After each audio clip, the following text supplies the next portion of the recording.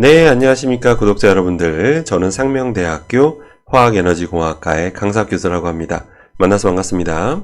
저는 늘 말씀드렸다시피 지금 미국 샌디에고에 있는 캘리포니아 주립대에 방문 교수로 와 있고요. 앞으로 한 달 반 정도 지나면 고국으로 돌아갈 예정입니다. 그때까지 항상 건강하시기 바라고요.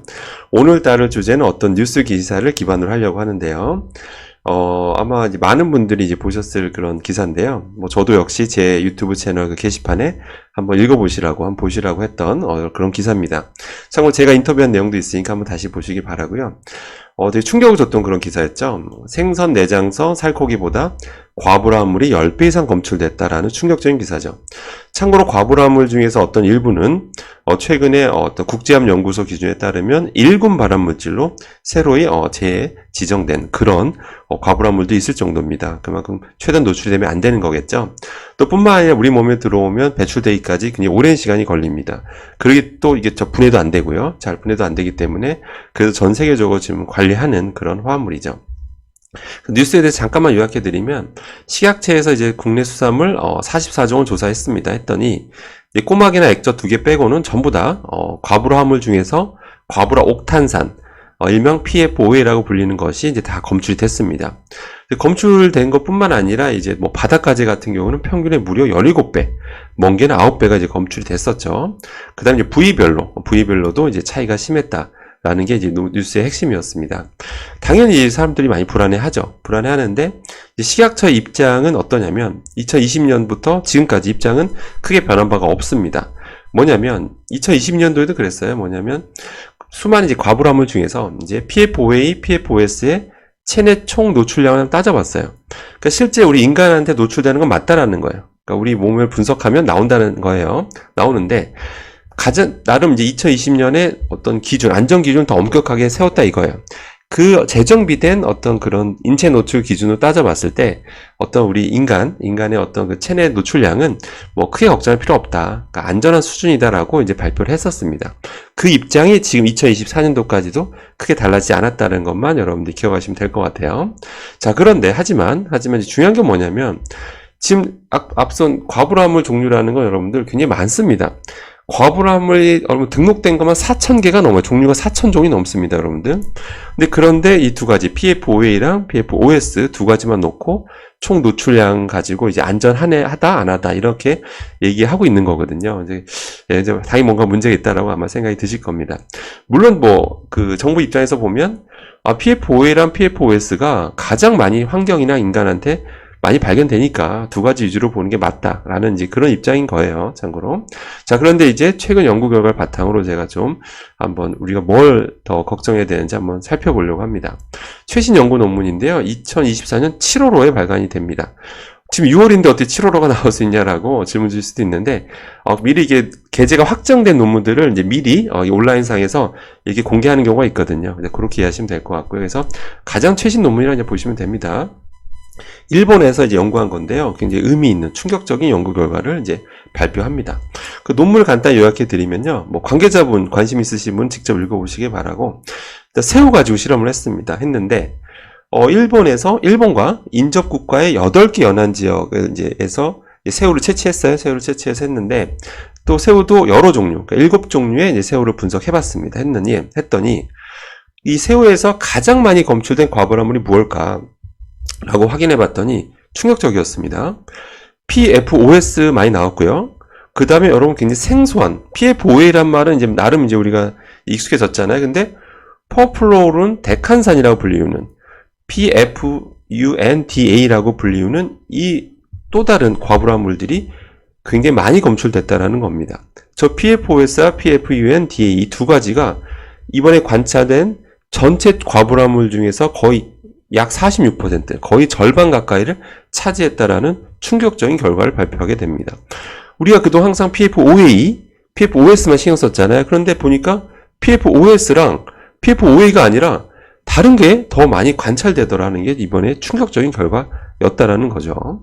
좀만 더 설명드리면, 물론 당연히 이번에 실험해 보니까 새우도 여러 종류가 있었잖아요. 여러 종류 실험해 보니까 종마다 좀 다르더라. 어쩌면 당연한 거겠죠. 흡수하는 정도가 다를 테니까요. 다음에 역시 위치, 어느 위치에서 어느 연안 해역에서 그 어떤 거를 잡았냐에 따라, 새우를 잡았냐에 따라서도 결과가 좀 다르다. 당연히, 당연히 그럴 수밖에 없겠죠. 왜냐면, 어째 생활하수나 공장 폐수를 통해서 계속 바닷물이 오염돼 가는 거거든요. 그런데 당연히 어느 지역, 상대적으로 공장 지역이 좀 더 많은 곳, 그쪽에서 배출된 그쪽 가까운 쪽 연안 쪽이지 아무래도 그쪽 그 공장의 특성에 맞는 공장에서 배출했던 거에 따라서 그 새우에 그 노출되는 그 종류가 달랐을 겁니다. 당연히 농도도 달랐겠죠.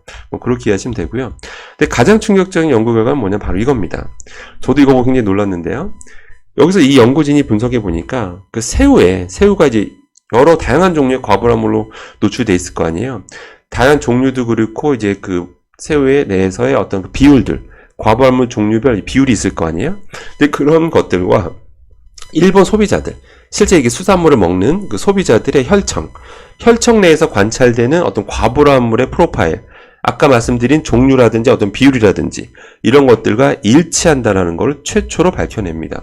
굉장히 충격적이죠, 여러분들. 예, 새우에서 발견된 비율과 이런 종류랑 인간 몸에서 발견되는 게 비슷하다라는 거죠, 쉽게 얘기해서. 그래서 이 연구진 뭐라고 하냐면, 그래서 결국 딱 노골적으로 탁 얘기합니다. 새우와 같은 해산물 소비가 우리가 주요한 노출원이다. 그러니까 우리가 과불암물에 노출되는 그게 경로가 원래 식품이라고 알려져 있었잖아요. 근데 식품 중에서도 해산물 소비라고 아예 대놓고 콕 집어서 언급을 했다라는 겁니다.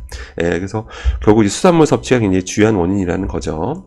자, 우리나라 같은 경우도 충격적이게도 우리나라도 마찬가지입니다. 최근 인체 바이오 모니터링에서 해보니까 2022년입니다. 참고로 이제 인체에서 실제 나오는 걸 한번 모니터링 해봤어요. 했더니 아까 보였던 PFOA, PFOS 외에도 아까 종류가 많다라고 그랬잖아요. 근데 그 두 가지 외에도 실제로 아까 그 새우에서도 많이 발견됐다는 거 있죠. PFUNDA 이게 실제로 우리 몸에서도 검출이 됐었다는 게 우리나라에서 조사했을 때 우리 국민을 가지고 했을 때도 이런 비슷한 결과가 나왔었다라는 겁니다. 그러니까 이 과불암물이 검출이 됐었다라는 거예요. 이해되시겠죠? 자, 이런 상황이다 보니까 참고로 이제 해외에서는 굉장히 더 적극적입니다. 지금 우리나라 현재까지 노출 수준은 안전하다 이렇게 얘기를 하고 있지만 해외에선 지금 더 어떤 상황이냐면 올해 2024년입니다. 미국, 유럽은요 이미 과불암물 규제를 더 대폭 강화하고 있다는 겁니다.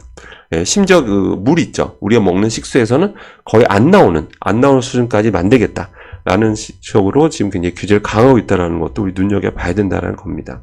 그래서 결론입니다. 지금 우리가 대한민국에서 현재 우리 식약처에서 현재 수많은 과불암물 중에서 PFOA와 PFOS 이 두 가지를 가지고 현재 노출 수준은 안전하다라고 이제 결론을 짓고 있는 건데 아까 지금 보셨죠? 실제 지금 일본에서 관찰되는 지금 새우만 봐도 PFOA, PFOS가 대다수가 아니었죠. 예, 우리가 신경 쓴 이 두 가지가 아니었다는 거예요. 아니가 오히려 PFOS랑 PFUNDA 그 외의 것들이 오히려 더 많이 검출되고 있는 상황이라는 겁니다. 그러니까 실제로 우리도 마찬가지겠죠. 우리도 이제 조사를 해봐야겠죠. 했을 때 당연히 다양한 종류의 것들이 우리 관찰될 수 있다라는 거예요. 지금 그렇기 때문에 우리가 다양한 종류에 노출되고 있는 상황인데 달랑 저 두 가지만 놓고 지금까지 안전하다라고 섣불리 말하는 것은 현재 위험한 결론이다라고 볼 수가 있는 거죠. 뿐만 아니라 지금 과불암물 종류 많다라고 했잖아요. 많은데 각각이 다 소량 우리가 들어온다 하더라도 때 동시에 들어온 거잖아요. 들어왔을 때 어떤 여러 가지 복합 독성, 여러 개가 같이 있을 때 나타내는 복합 독성들, 이런 것들은 지금 현재 연구가 제대로 되지도 않았습니다. 지금 여러분들 우리가 꼭 기억하셔야 될 게 지금 수많은 과불암물 중에서 PFOA, PFOS는 그나마 연구가 많이 됐는데 그 외의 것은 연구 제대로 안 됐고요. 그런 것도 여러 개 있을 때 복합 독성형은 역시 연구가 제대로 안 됐습니다. 현재 그런 상황이다라는 거 좀 기억을 하셔야 되고요. 그래서 마냥 안전하다 볼 수는 전혀 없고요. 그 다음에 일본, 참고로 이거는 제 좀 개인적 의견 좀 말씀드리면, 왜 일본 새우에서 PFOA 대신에 이게 더 파란색, 이게 더 많이 나왔느냐라고 그거에 대해 설명드리면, 하도 PFOA는 예전부터 논란이 많았거든요. 그래서 규제를 좀 많이 했던 것 같아요. 일본 같은 경우에서. 그래서 규제를 많이 하다 보니까 상대적으로 다른 대체제, 다른 과불암물 더 많이 쓰다 보니까 상대적으로 PFOA 양은 좀 줄어들고 다른 이런 PFUNDA가 더 많이 지금 더 관찰되는 것으로 현재 추정이 되고 있습니다. 그러니까 현재 이런 상황이에요. 그렇기 때문에 그럼 우리는 어떻게 되느냐? 일단은 지금 정부에서도 당연히 좀 더 적극적인 대책이 필요할 것 같고요. 그리고 지금 잘 아시는 것처럼 중국에서도 어마어마한 양이 지금 배출되고 우리나라도 배출 많이 하지만 뭐 일본도 배출 많이 하지만 중국에서 배출되는 양이 지금 어마어마한 것으로 지금 보고 있거든요. 많은 전문가분들이. 그래서 그런 것들을 이제 중국이랑 어떤 식으로 지금 합의해서 해결해 나갈지 이런 것들도 정부가 적극적으로 나셔야 될 것 같고요. 그다음 우리 국민분들께서는 현재로서는 지금 방법이 현재까지 제가 생각하기에는 최고의 방법은, 일단은, 지금 수산물 섭취를, 끊자, 이런 건 절대 아닙니다. 수산물이 아무런 죄가 없고요. 이런 수산업 관계자분들도 아무런 죄가 없습니다. 다 피해자죠, 사실은. 바다가 오염돼 가는 게 어떻게 그분들 잘못이겠습니까? 당연히 피해자분들이시고요.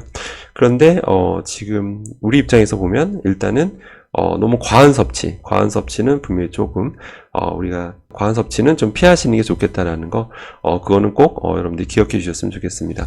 네, 이번 영상 여기까지 하도록 하겠습니다. 이상입니다.